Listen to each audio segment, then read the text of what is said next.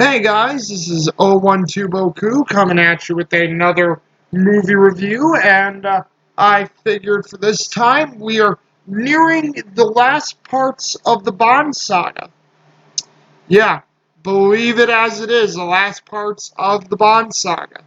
We are on, because as you guys know, we did what we could have of Daniel Craig. I know we didn't get to do Skyfall yet, but I will get to Skyfall. I've not forgotten about it, but we will get there. Um, in other things, though, we are getting to like I said, the last end, and it is going to continue with 007's and quite possibly my favorite film in the entire well, one of my favorite films in the entire franchise, but it is my top film because so much good stuff happened in this one, and that is. Yep, you can see it with a little bit of the glare, but yeah, you can see it there. It is Goldeneye. Yes, yes. Goldeneye is the creme of creme, and we have a booklet for that one. There is the booklet. But Goldeneye is the film that is just, it's so awesome. It's so good. It is a great, great movie, and, you know, this film had just everything in it. It was such a beautifully made film. 1995, so yeah, several years removed from License to Kill. In fact, hold on. So 4 years, I think. Yeah, hold on. No, 5 years. 5 years removed from the last Bond film. Because I remember people were talking that in 91. Because I guess they couldn't get Timothy Dalton to do another one, but I have heard people say there was a rumored Timothy Dalton film for 1991 that they wanted to do for the next Bond film, and for some reason it never got off the ground. I guess they couldn't get Dalton to come back. Don't know why or for what exactly, but you know, Timothy Dalton did two great ones in both The Living Daylights and License to Kill, and Pierce Brosnan here as James Bond steps up, and he took over the role for Timothy Dalton, and I would say Pierce Brosnan is a great combination of both Dalton and Connery, with using his own flair for the character. Pierce Brosnan was great. Pierce Brosnan is my number two for the Bonds, with, as you guys know, him, my special Dark Horse favorite still being Timothy Dalton. And, George Lazenby just had making, not the greatest Bond, but making a really good Bond film. I mean, I really think on Her Majesty's Secret Service is a very underrated film. I mean, I thought that film was, in my opinion, phenomenal. But, that's me. But GoldenEye is my go-to, my creme de la creme, because in 95, it was the first Bond film I saw, and I absolutely loved it. The action, the story, what they crafted, and believe me, I think this is one of the best Bond stories out there for like what they did. And I know people say, "Oh, well, they didn't explain how well they knew each other. They didn't know how well this and that." Because the relationship between Trevelyan and Bond, being that Trevelyan, a former partner of Bond and MI6 agent, betrayed Britain as well as James, and was working to basically have his vengeance, but also be a bank robber at the same time. And I mean, the one thing that you can't ignore about it that is good for it either way is that you just have this wonderful, great storytelling in it. And Pierce Brosnan just does, Bond here. He does a great job. Show you both. He does a great job as James Bond. He had a lot of good funny moments. He had a lot of good funny composure moments. He was serious when he needed to be. He had a lot of emotion behind the eyes, the voice, the character. He had suaveness. I mean, it was great. It was just downright great. And I mean, the film just starts off with Bond, like Bond and Trevelyan. Alec Trevelyan, being played by the ever incomparable Sean Bean. Like, I probably don't need to show you guys a picture of him, but Sean Bean played his partner. And if you guys know Sean Bean, which a lot of people do, thanks to Game of Thrones and a lot of other things, and being labeled as the guy who does die in most movies, which, believe me, if you see a lot of his filmography, Sean Bean does die in a lot of his movies, TV shows, etc. And he was just so good as Alec Trevelyan. Like, in the beginning of this movie, he plays a great good guy with Bond. You know, you can see that they're friends and partners, that they know each other so well. And they break into a USSR chemical facility to sabotage it because I guess Russia was getting, the Soviet Union was going to use these chemicals to, like, probably wreak havoc among Britain and America and all their allies. But, you know, the British MI6 agents stop them. Bond and Trevelyan stop them. And what happens is while Bond is putting bombs on the chemical stuff, you have like more soldiers pouring into the room as Trevelyan's helping Bond take them out. And Bond's like, "Close the door, Alec. There's a draft, Alec." And you roll out there to check, and Alec Trevelyan's kneeling down with I think they have who General Oromov is in here. Yeah, General, or no, well, he's called General Oromov throughout the movie, but they have it listed here as Colonel Oromov. I think he's a Turkish actor, but he's played by Gottfried John, who was actually really good in this movie and very convincing as a Russian general, and Oromov, and Oromov has him down, and he's like, "We will count to 10, surrender." You know, and as Oromov starts to count, like Trevelyan said, "Finish the job, James. Blow them all to hell."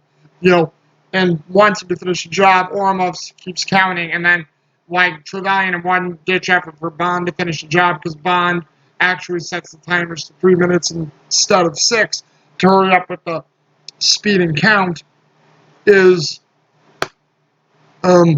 yeah, he goes out there to throw down his gun, and then Trevelyan goes, "For England, James!" And then Oromov just shoots him in the head, apparently kills him, and then, that leads to Bond trying to get out by hiding behind some chemical canisters that, full of poisonous gas, and, the Russians and Oromov don't want to shoot him, and then leads to a huge shootout with it anyway. Bond escapes, and this awesome scene where there's a scut where he like chases after a plane on a motorcycle, goes over the side of the runway with of course a parachute on, catches the plane that he needs to. After like beforehand, he also knocked the pilot out of the plane. I forgot about that one, but catches the plane that he needs to. Luckily, pulls up with enough time. He gets away. Chemical factory explodes. I think they also have it on here. Oh yeah, and then there's M, who is played by Judi Dench. Judi Dench taking over for Robert Brown. As a female M, Judi Dench was really good as M in all these movies, and she was good in this one too. And she still had somewhat of her black hair before it turned all white. But she just had this no nonsense. I'm not taking crap whether you're a woman or a guy. I have this job I want you to do, and you're going to do it. So it's like, I think they said it was 6 years later, and Bond is being evaluated by M by this one girl who M thought she'd be able to take Bond, but she fell into Bond's charm. Her name is Caroline. She's played by Serena Gordon, and Caroline was like with Bond, and Bond's like racing through the streets, and they're just going back and forth all over the place. And what happens is like he's like knocking over bikers, being wild, and then actually during that time, we have one of the Bond villainesses come up. We don't know that, of course, but it's Femke S. and Xenia Onatopp. For those who know, she was Jean Grey in X-Men.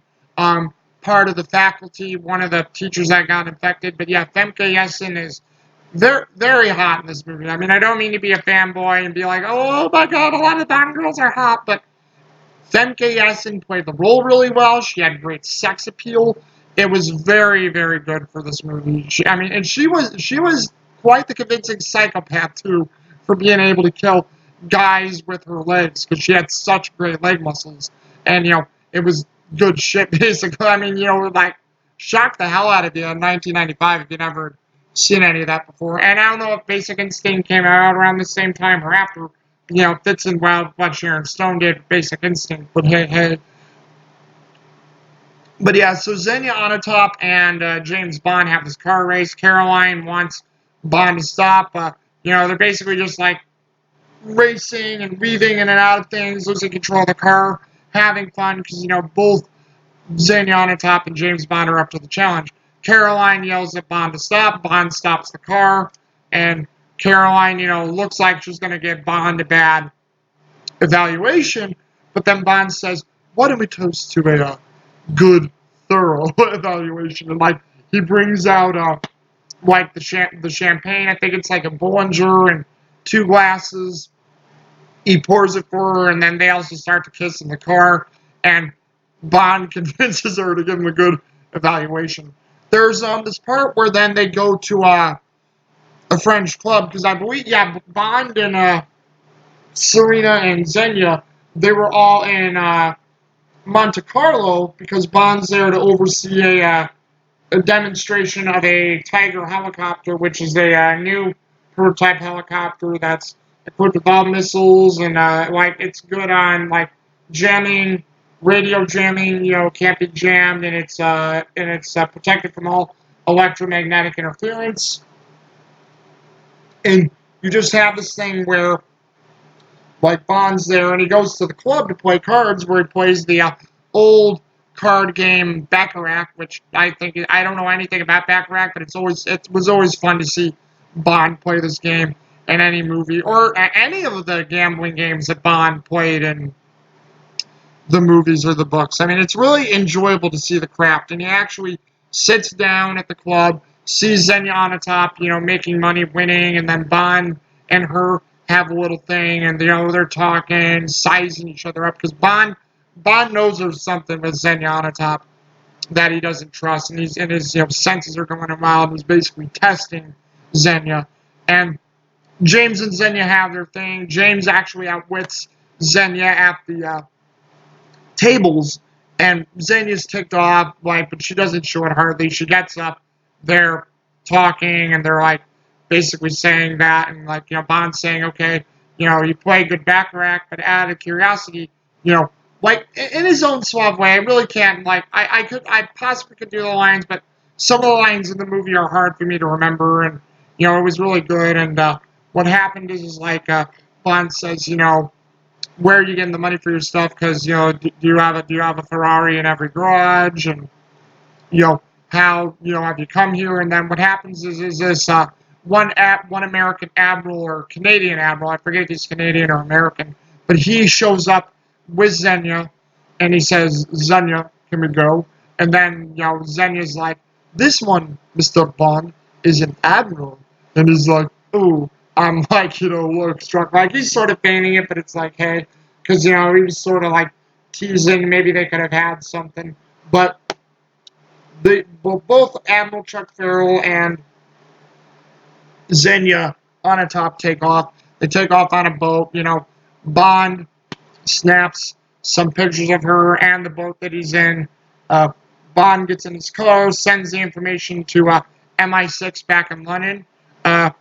Moneypenny, who actually is played, like I said, by Samantha Bond in this one, who's a very attractive, really good-looking Bond. She's my second favorite Moneypenny, next to Lois Maxwell. I mean, nothing against Caroline Bliss. Caroline Bliss was good for the two or three movies that she was in, but Samantha Bond and Lois Maxwell are my Bond girls, and I can't get into the new Moneypenny. I think I said that before, guys. I know I'm sorry about that, but it's not my thing. It is not my thing at all, that new Moneypenny. And let me reiterate, it's not because she's black. I just can't get into the character. Because I think she's a good actress. I just don't like how they've handled the new character of Moneypenny. So let me just reiterate that. Not because she's black. Just can't handle the new character they gave her. Like, because I can't see Moneypenny as being someone who used to handle the military life and also trying to be like this tough. I mean, I'll just come out and say it, this tough bitch. I mean, I can't see it. It doesn't fit well to the character for me. I mean, maybe it's that way in the books. I've yet to read a lot of the books, but as of right now, doesn't do it for me in the new Bond series with Daniel Craig. But Samantha Bond is my second favorite Bond girl, and she was beautiful. She acted really good in this role, so it was good for her. But they get our Bond gets the information back from Moneypenny. Moneypenny says M just wants you to observe, you know, watch over her, find out, and then Moneypenny's like, "Good night, James. I trust you'll stay on top of things." And I know that joke is cheesy, but the way they timed it and the way they did it, that was a great joke. And Xenia Onatopp, obviously, as you guys know, going back to the old Bond women with the sexual connotations in their names, or sexual positions in their names, or female anatomies. So, hey, good fun and a great callback to all the original Bonds that came before it. And well, basically, as the movie progresses, because I'm not going to go over the entire plot, but just how stuff got started. Basically, Chuck Farrell and Xenia are having sex. It's pretty rough. It's like wild and exotic. Chuck Farrell's actually turned on by it. Xenia's speaking in Russian and Georgian and speaking to her, like making all these sexual things. And all of a sudden, like he starts to scratch his face, and like sort of like you could hear like bones breaking in his face. And then all of a sudden, she flips him over where she's on her back and he's on his stomach, and like she's basically like breaking his rib cage and having him suffocate because he can't breathe. And you have Xenia killing this guy, and she's acting like she's fucking enjoying it the entire time because she's going, yes, yes, yes. Like, and they're like, whoa, holy crap, she's getting off to killing. This is not somebody who's on a normal set of mind. So obviously, as the day goes on, Bond the next morning goes to investigate the Manticore boat. Runs into a bit of trouble, but nothing he can't handle. Finds Chuck Farrell dead in the closet, and he knows something's going on with the Tiger helicopter. And what happens is Xenia took Chuck Farrell's ID, uses Chuck Farrell's ID with a person who looks like the Admiral to get aboard the boat. And then they sneak on to the back to where Xenia kills both pilots of the Tiger helicopter who was supposed to be doing the demonstration. And then Xenia and another member he's with climb into this helicopter and steal the helicopter. Bond tries to stop him, but he gets stopped by the security guards, and he can't do it. And what happens is we go to this secret base in Severnaya, Russia, which is actually connected to a satellite, where we actually learn of this secret weapon by the Russians, which was a satellite that they built that would have destroyed everything in the area with an electromagnetic pulse. Like, it wouldn't, blow up stuff or whatnot, but it would kill all electronics and break down everything and cause, like, havoc in whatever region they needed to. So, but anyway, these Russian workers are inside, they're just working. This is where we actually meet people like Natalia Simonova, who's played by Isabella Scorupco, who's actually really attractive herself. This is Bond's love interest in this one. She's a computer programmer. She does sort of seem like she has a weak exterior, but she actually is a character who knows how to survive. She has a tough side to her. She was really structured well in this movie.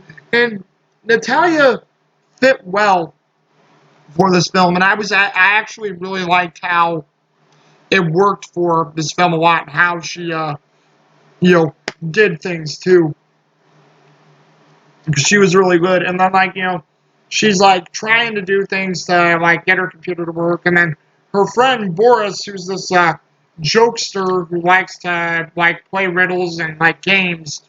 Like, she can't get into her computer, and she's asking Boris, to help her out. Boris comes over, and Boris Grishenko, who's this nerdy-looking computer programmer, is actually played by Alan Cumming, the guy who has been in comedy movies, Son of the Mask, uh, Nightcrawler from X-Men, X-Men 2, X-Men United, and all those other good things. I know Alan Cumming's done a lot more too, but it's also like, oh yeah, Alan Cumming was also in, what was it? I just have the film in my hand today. Oh, Eyes Wide Shut. He was the hotel receptionist, and that was really cool too. The awkward hotel receptionist. So that was a cool little thing for the film to have too. But Alan Cumming played this character of Boris Grushenko.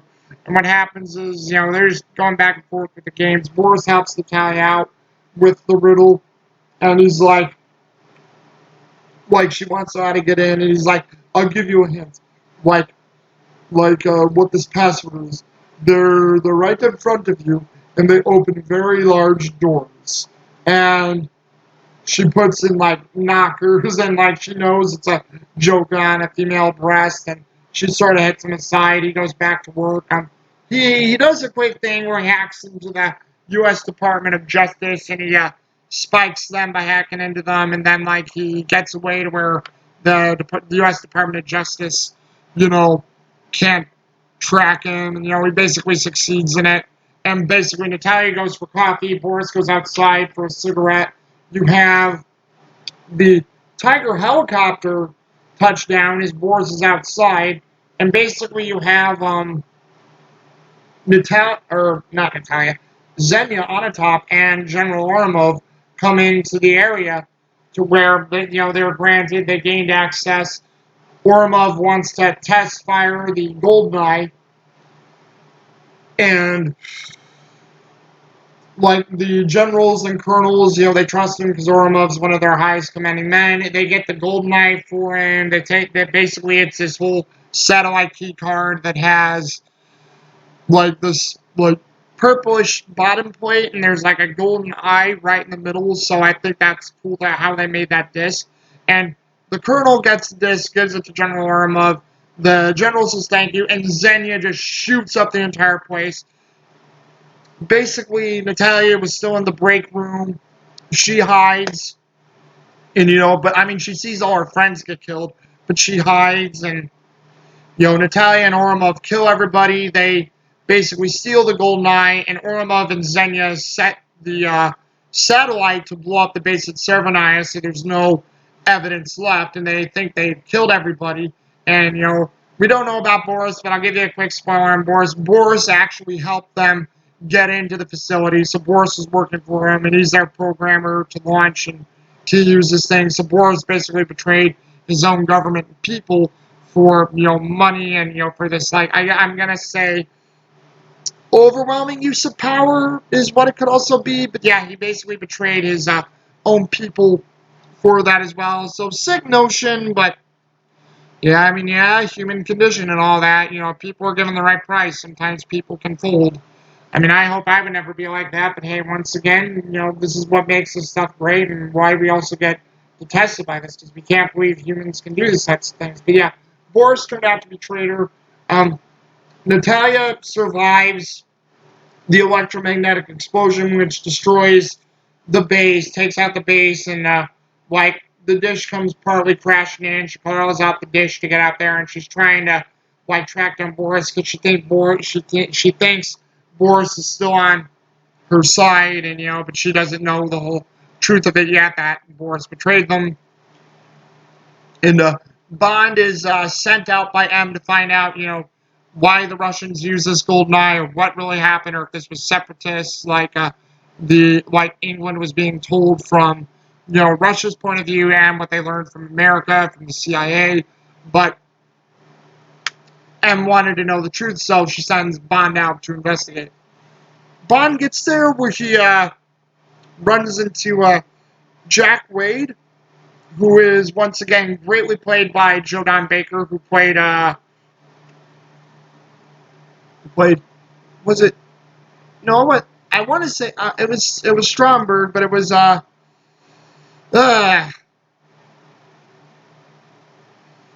it was Carl something. But yeah, he was the arms dealer in The Living Daylights. I mean, I've only seen the film once, so I haven't been able to learn everybody's name in that one, but he played the arms dealer in The Living Daylights, so he was the villain in that one, but in this one, he's a ally of Bond, playing Jack Wade. You know, he's got a lot of good quirkiness to him. He's got a lot of good comedy. He actually seems like a very decent guy and dependable guy. And I think they said in the audio commentary, they got a character like Jack Wade because they wanted somebody to have that Felix Leiter notion, since Felix Leiter was sort of taken out, you know, losing his leg and, you know, everything he went through in the last film of License to Kill. So they wanted to, like, reestablish an ally that Bond had on the inside, and Jack Wade was that character, and Joe Don Baker played him so well. And, you know, as the movie progresses, like, you know, Bond's getting in to find out about stuff, and he needs to find out this guy who's possibly in connection with the Goldeneye called Yanis. And, like, the only guy who could do that is this former Russian KGB agent that Bond knows, who's greatly played, Valentin Zukovsky, who's played by Robbie Coltrane. Great character. Robbie Coltrane was great in this movie. Funny as well, but also very intimidating presence. You know, great guy. You know, very enjoyable to see. It was cool to have him in this movie. And yeah, he has a great immortal line where Bond shows up in his place behind him, points Walter PPK on him, and he's just sitting there smoking a stogie, and he's like, Walter PPK, 2.46 millimeter, or something like that. I know of only 4 men who've carried a gun. I believe I've killed 2 of them. And, you know, Bond says, lucky me, and then Bond gets a jump on him, but Bond and Zukovsky come to a realization. Zukovsky tells Bond that Yanis is a Lienz Cossack, someone, you know, like the people who betrayed Russia for England and also were ruthless people in Russia, part of Stalin's, like, special execution squads, I guess, from what I can remember from what they told the story. Because, yeah, the Cossacks were ruthless people. They really were, from history. I mean, I've only learned a little bit about them from school and stuff, but from what we know, they were ruthless people. So, hey, you know, it's like, yeah, that. I mean, probably a lot's changed since then, at least I would hope. But, yeah, all I know is for the purposes of this movie and what we know from the Cold War, the Cossacks were, they were not very nice people. But he learns that, and as he goes along, and Zukovsky helps him set up a meeting with Yanis, we learn that he, you know, runs into Xenia. Xenia gets him there after some, you know, great fighting and persuasion by Bond of a great scene. And then that's when we learn when Trevelyan comes out, and he learns that Trevelyan is this Cossack from a family, because Trevelyan is part British and Russian. Yeah, part British and Russian, and is also, or no, half British and half Russian. There we go, half British and half Russian, and, you know, he learns how, you know, like Trevelyan was involved in everything from the beginning and everything like that, and just, I mean, it was like great stuff, because, you know, it's like the conversations between Trevelyan and Bond are great. The way they use their former friendship with each other back and forth. So the movie just takes off from there, gives way to very cool stuff.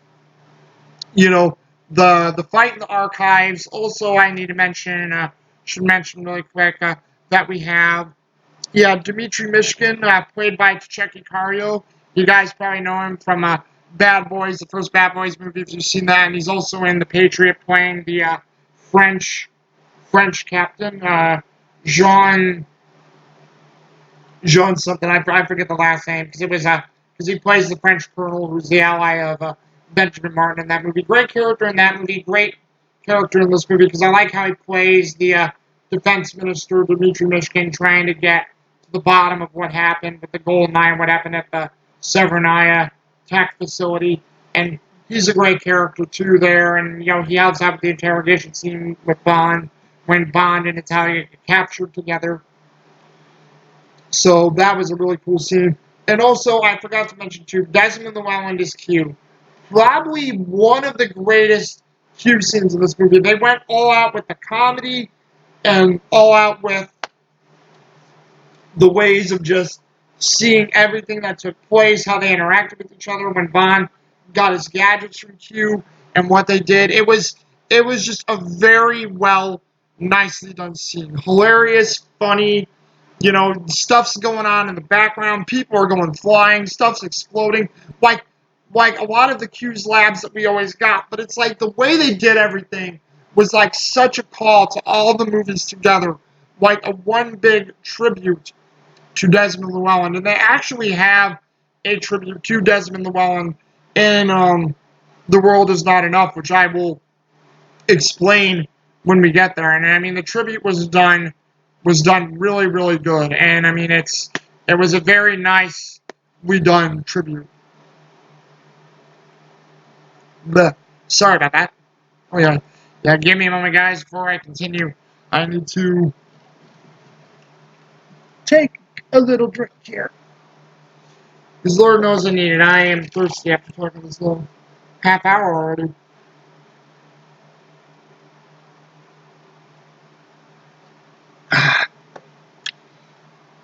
And this film had just a whole bunch of other good stuff in it. You have uh, pug nuts. Just the tank chase scene in Russia, which was actually done in Russia, where like when they were using this tank, the Russian government wanted to make sure that everything was disabled on it, so no incidents could occur. Because yeah, this was after the Cold War, but in '95, stuff was still tense between the Western countries and Russia. So they made sure everything was dismantled and um, just created a great atmosphere. And it was a great chase, seeing that tank just destroy everything. And like Bond's not trying to kill people, but what they did with it, Uramov's reaction, Natalia's reaction, everybody just like going nuts with it. It was just a great, awesome scene to see Bond get away in that tank. The fight in the archives was ultimately cool too. I forgot the fight before that in the archives was cool when Bond escapes. Natalia gets recaught by Orlov, but Bond escapes, which leads to the a tank chase where Bond's trying to rescue Natalia. The scene on the armored train between Trevelyan and Bond, gold there. The whole stuff at the satellite was awesome. The conversations, the action, right down to the final fight between Trevelyan and Bond. And I have to say, Sean Bean and Pierce Brosnan put a whole lot into that. And from what I read on the audio commentary, or what I saw on, or what I heard on the audio commentary from Martin, I think it was Martin Campbell and who's the director, and Michael G. Wilson, as you guys know, longtime producer of the film, said, that was them going at it in that whole fight. I think there was one small scene where they used a stunt double, and they said it was like somewhere right at the beginning, but everything else was all those guys. And the way they went at it in that fight, they made it so personal and they did it so well. It was, I mean, it was epic. It was epic. And then, they fight, like Bond goes down the dish, Trevelyan goes down the dish, and they have that fight there to where, like, a pilot comes up in a helicopter to try to take Trevelyan away and also help kill Bond. But Natalia shows up behind the pilot. She was hiding there with the gun. Bond gave her. She points at the pilot's head. Pilot shocked. Trevelyan sees us. He gets shocked. And once again, spoiler here, guys, because I forgot to probably say spoiler here. Like, Bond kicks Trevelyan over the side, but he grabs Trevelyan's foot. And Trevelyan's like hanging there, like, oh my god, I'm about to die. But then he's like sort of smiling because he thinks James will hopefully save him. And he goes, for England, James? And like once again, I will reiterate this. If anybody thinks James Bond in these earlier films did not go for a vengeful personality until Daniel Craig turned over, you just look at Pierce Brosnan's stone cold face, just nothing behind there, no emotion. It's almost like pent up rage and anger you see behind James Bond's face. That's how well Pierce Brosnan played this. And then he just slowly looks down at Bond or Trevelyan and says, "No, no, for me." And then he just drops his foot to where you hear that piercing scream practically from Trevelyan, where Trevelyan lands on the dish. He somehow still survives, but you know, like, he's so messed up anyway, he's gonna die, to where, like, Bond and Trevelyan caused or Bond and Natalia caused the Goldeneye satellite dish to explode, and Goldeneye also exploded too because it fell out of alignment of the satellite. It burnt up in the Earth's atmosphere and exploded. But then, the satellite was coming down and it exploded, and it actually fell on Trevelyan and like killed him. And it was just such, a great, great film, and overall, just great stuff, good action, good. And then this composer I've only seen in this one movie, but the composer's name is music's done by Eric. Oh yeah, Eric Serra, I think it is, or I thought it was Sierra, but I guess it's just Eric Serra. And Eric Serra did a very good score. It was like they said it was like a contemporary music that he used with Goldeneye, and I think the contemporary music for this particular film worked well. Like, it worked for '95. This film was a darker James Bond film. It had a darker feeling to it, like a darker atmosphere. Obviously with the personal vendetta between both the good guy and bad guy, Bond and Trevelyan was great, and Eric Serra's music came off really well. Martin Campbell did a great job directing this movie. It's a phenomenal movie, this film. Really good. I enjoyed it all the way through. This film's about, let's see. It says on the back here, and I don't think I need the pamphlet. I'm done with that. But yeah, I'm going to put the pamphlet away, guys. But yeah, the movie was directed by, oh wait, no. Yeah, 2 hours and 10 minutes. So 2 hours and 10 minutes runtime for this film. This film's flipping phenomenal. I love this movie. And, let's see here.